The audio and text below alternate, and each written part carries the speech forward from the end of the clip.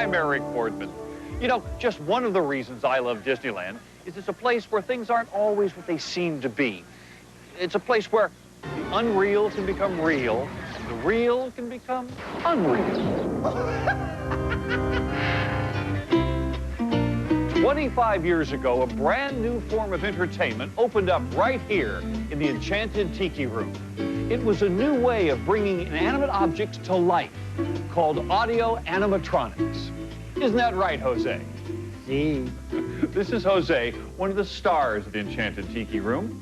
And you've been working here day in, day out, since 1963, right? Si. Uh-huh.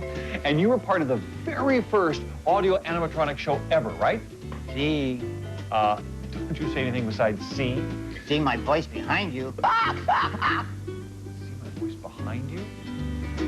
Oh, it's Wally. This is Wally Bogue, the star and comedian of the original Disneyland Golden Horseshoe Revue. Si. Now, cut that out. Don't you hate these one-word interviews? Yeah. Oh, si. I don't know. Shall we sit down? Let's. Okay. Wally? Yeah. Take me back to the very beginning of the Enchanted Tiki Room, will you? Okay, let's go back. Oh, no. Well, let's go back 24 years ago when I had the pleasure of working with Walt. One morning we went in and we presented our script. He says, that's it. Let's record it. The next day we recorded it. It's still going here in Florida. The same show. We didn't change a word.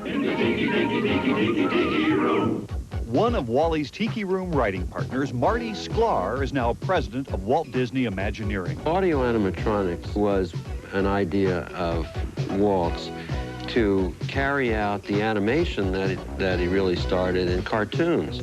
And over time, he became interested in taking that out of a two-dimensional form and moving it into a three-dimensional form. So he experimented with ways that he could move small figures.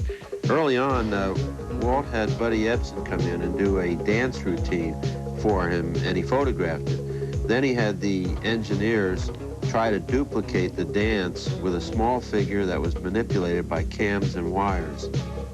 When Disneyland came along, Walt wanted to have different kinds of human and animal forms in the shows. Audio animatronics was used for the first time in a show in Disneyland called the Enchanted Tiki Room, where birds sing and flowers croon, as they say. Well, the New York World's Fair was really a watershed in the development of audio animatronics, because all of what Walt Disney did at the New York World's Fair depended on this new process. We did 4 shows for the fair.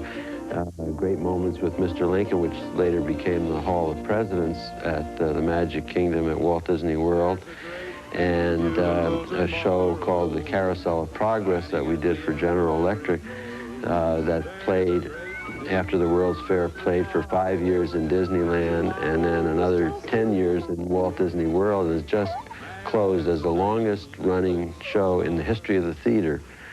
And the 3rd show was called Magic Skyways, and it became the Primeval Diorama at Disneyland. That was part of that show. But the 4th is easily the best known and probably the favorite show that's ever been done in the Disney parks, and that's It's a Small World. We already had in the ground in New Orleans at Disneyland the foundations and the steel for a major show about the Pirates of the Caribbean, which was going to be a walkthrough. When we came back from the first year of the World's Fair, Walt said, we can't do this as a walkthrough, we've learned too much. So he had the steel torn out of New Orleans, and we went back to square one and developed the whole idea for the boat ride through the Pirates of the Caribbean, with probably 85 or 90 pirates sacking the town and attacking ships, and probably has become the quintessential major theme show in a Disney park.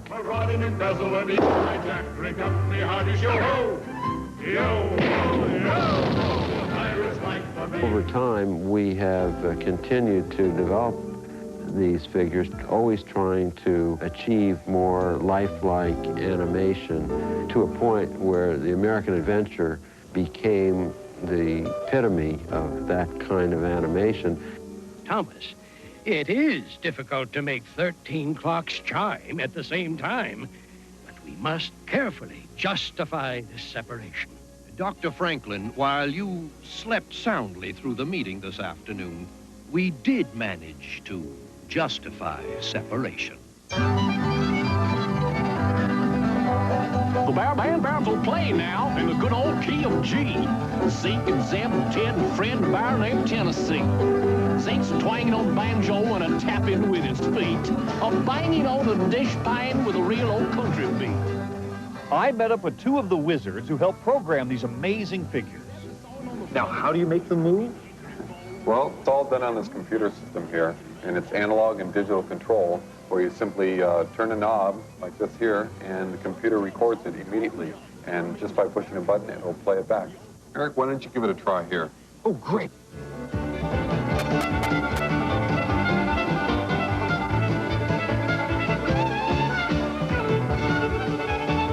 Henry, loan me $5, huh? Hey, Dave, I'm a bear programmer.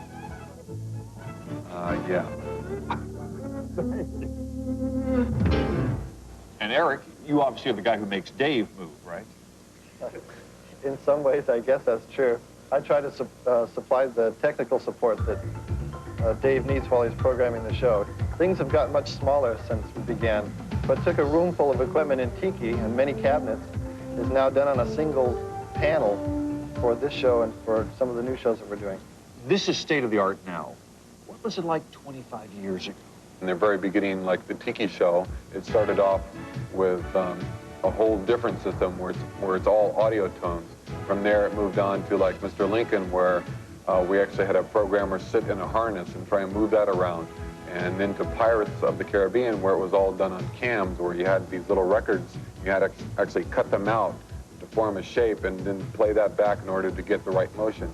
But now today, it's all done on computer. It's real simple. You just turn a knob and automatically you play it back. Dave, it all seems so perfect. Does anything ever go wrong? Things go wrong all the time. For example, once Gomer, we had a little problem with him with the computer, where when it went out with 500 pounds of oil pressure, he actually picked up his piano and threw it on one of the other bears. In your dreams at night, you see bears. Every night. Depends upon what you're programming. If it's Mr. Lincoln, you know, anything can happen. The Pirates of the Caribbean. Does he ever catch that woman? I mean, he's been chasing that one winch for over 20 years, and he never catches her. In your dream, I catch the girl, but the pirate doesn't. So as you can see from the Enchanted Tiki...